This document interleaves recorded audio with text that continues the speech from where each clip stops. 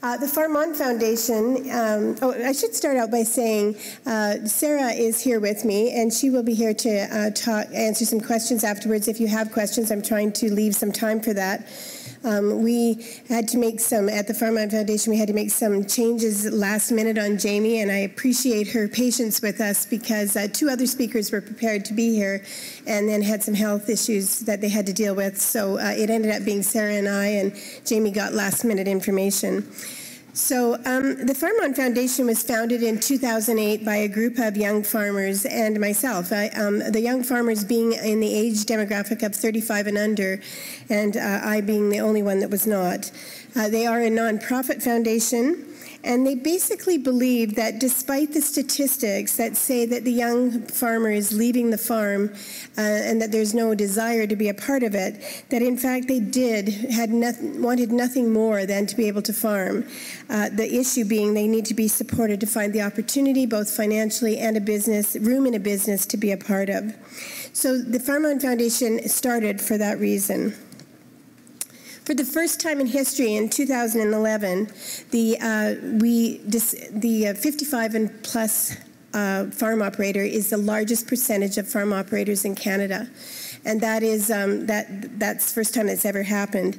We also, this slide actually is a little bit outdated because it was based on the 2006 census data, but in fact in 2011 we now know that we have lost just about 70% of young farmers under the age of 35 in the last 20 years. So on top of that, we have $50 billion worth of assets to transfer in the next 10, and only less than 10% of farm operations have a succession plan to transfer that information over, or to transfer the farm over. It is one thing to transfer assets, but we also have another significant transfer to make, and that is in knowledge. As much as it resides, at the moment, it resides in the experience and wisdom of the 55-plus operator and the organizations who support agriculture right now. And that information needs to transfer. At the moment, it's sitting in archives on paper, in periodicals, posters, and in the heads of those wise people who came before the young farmer or the new generation of farmers that are coming forward. So you might want to know what the heck the space shuttle has to do with agriculture. But in fact, NASA invested billions of dollars to launch the space shuttle. But without the right platform, it's really just a 2,000-ton paperweight. Similarly, the wisdom of our agricultural sector must be delivered with a platform that the new generation of young farmers will access. Our mission, if you will, is to transfer the knowledge and information to the next generation. The shuttle delivered satellites that enhance communication and space exploration. Our platform is geared to deliver the knowledge and the information that has accumulated over many years in a way that the next generation consumes it. We need the right system and the right platform. So what does a young farmer look like? Since 2008, we've been profiling the young farmers in our industry because it's, there's a lot of assumptions often made about what a young farmer is. And what we do know about them is over 60% of them work off the farm. They're raising families and engaged in their communities for that reason, is that they're part of a community. Their children are sometimes starting to be a part of 4-H. They're starting to be a part of community activities, and they're engaged in their communities. And as far as their communication, the biggest issue we identify is that young farmers communicate differently than the generation that currently exists. We've done a lot of focus groups since 2008, and what we do know is there's two ways invariably they will all communicate, and they will use other methods, but the most methods that they use is Facebook and their smartphones. So they're texting and they're on Facebook, and that's how they communicate. They may look at the poster, they may look at the periodical and the brochure, but consistently they're using those two forms of communication. So if you take a look at what's involved in their lives, if they're raising families, sometimes they're finishing post-secondary education, their biggest, the commodity that they are most scarce of is time. Workshops, courses, and conferences like these that put a lot of effort go into and a lot of excellent information comes out of are generally run during the day and early evenings. Unfortunately, young farmers and young people don't have time during the day or early evening, and they're sitting down and gathering their information at 10 o'clock at night after the kids are in bed or their workday is over and they've come home to do some farming, and they're looking at they're Googling, they're looking at the internet, they're trying to find the information they need to be successful at farming. So how do we serve them?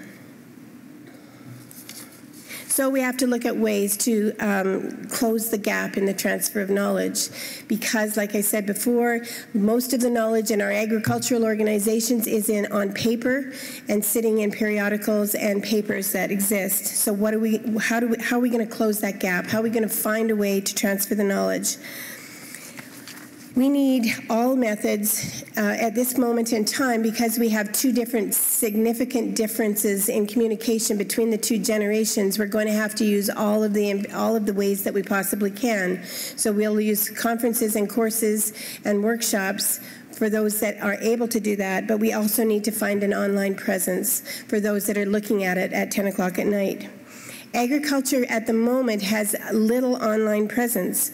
Over 95% of the information about agriculture is negative and fueled by special interest groups and activists on the internet. So it's time that agriculture had a voice, and a voice that was positive and clearly identified the methods and the excellent work that is done in agriculture. The negative impact on the internet serves neither the farmer and obviously not the consumers either. So FarmOn's goal is to support more young farmers to farm by offering opportunities for them to strengthen their knowledge and enhance their skills. We do this by capturing relevant content gathered from experienced individuals and organizations throughout the agricultural industry and hosting it on our social platform. So the information today that we've heard would be excellent information to be online for young farmers or new entrants, people who are looking to get into farming and finding one spot that they can find it.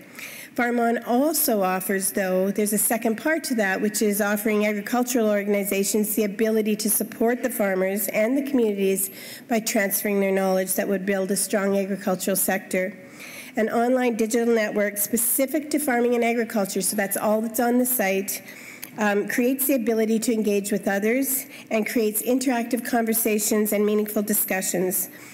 Additionally, because we've been working at this since 2008, we have a broad social media network. We use Twitter, as I heard earlier today by Ken. We use Twitter and Facebook, and we broadcast what's on the site and through as much of the social network as we possibly can.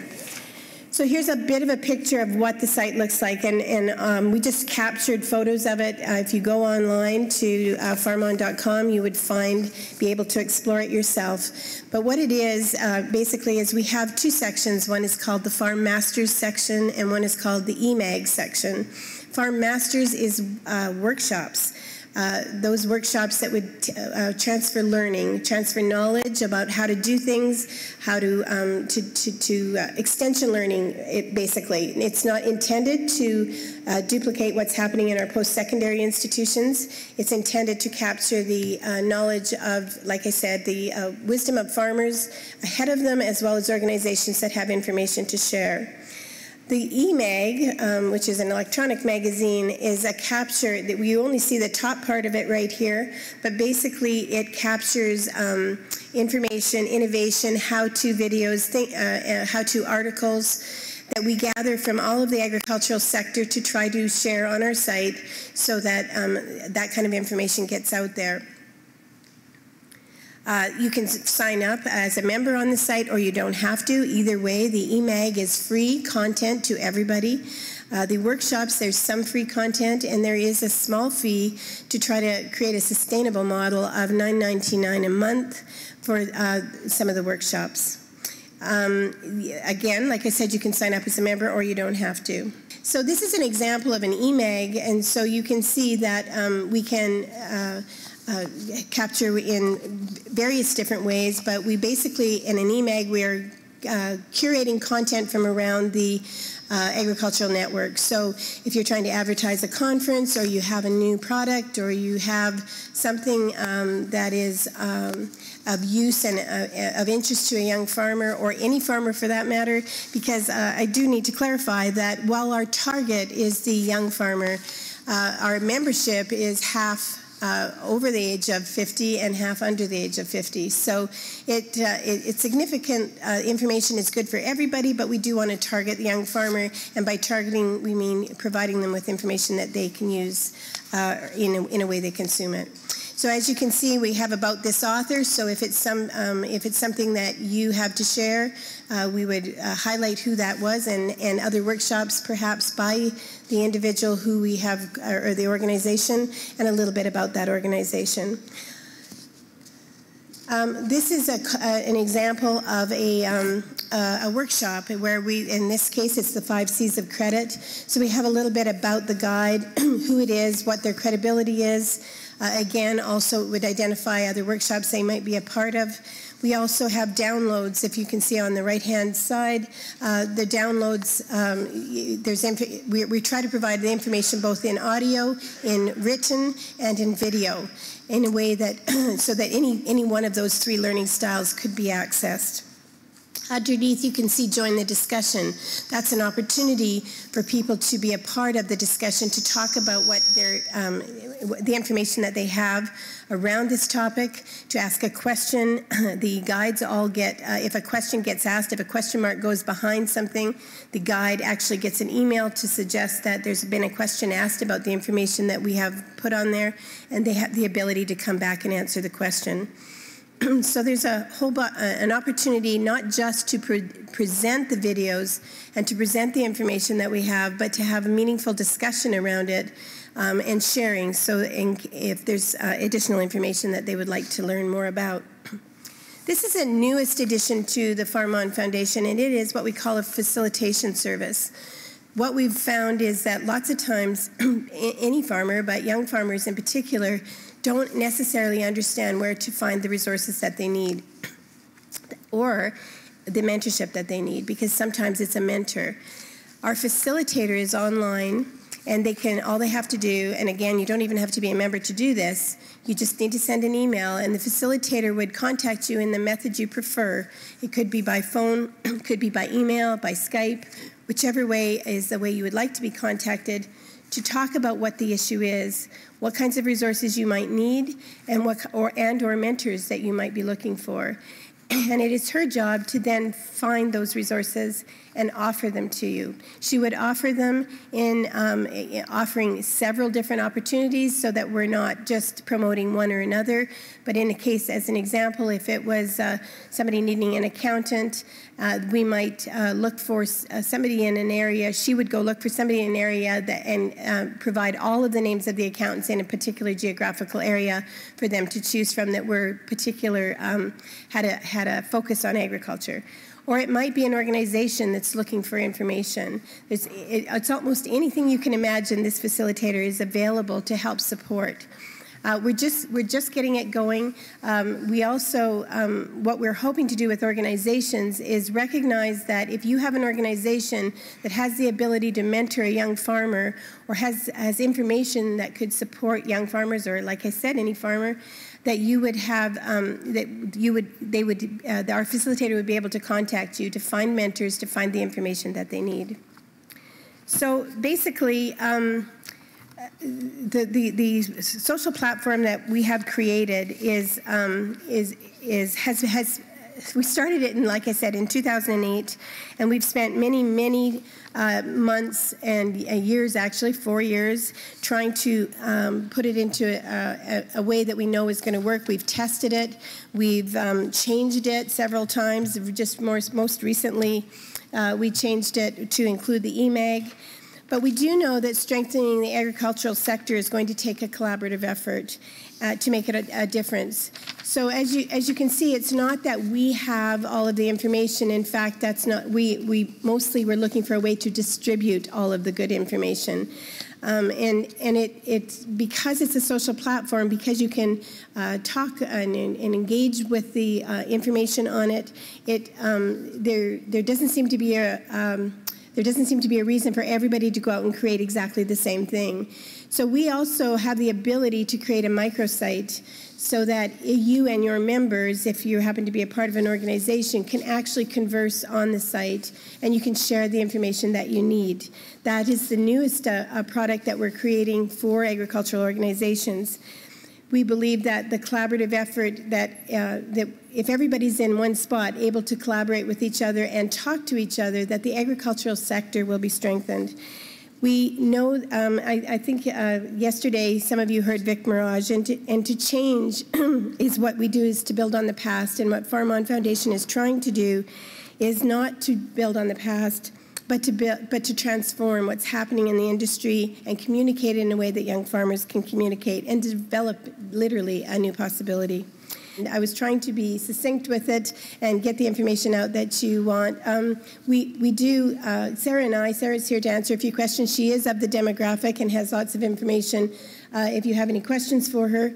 But we, excuse me, the FarmOn is, we have another engagement, a speaking engagement tonight, so we're not going to be able to stay till the end of the conference, but have left some materials for organizations and or farmers that would like to talk to us about potentially being a content provider on the site and or working with us to get your information and your programs and your events out onto the site. So thank you. And if you have any questions, Sarah can answer them too.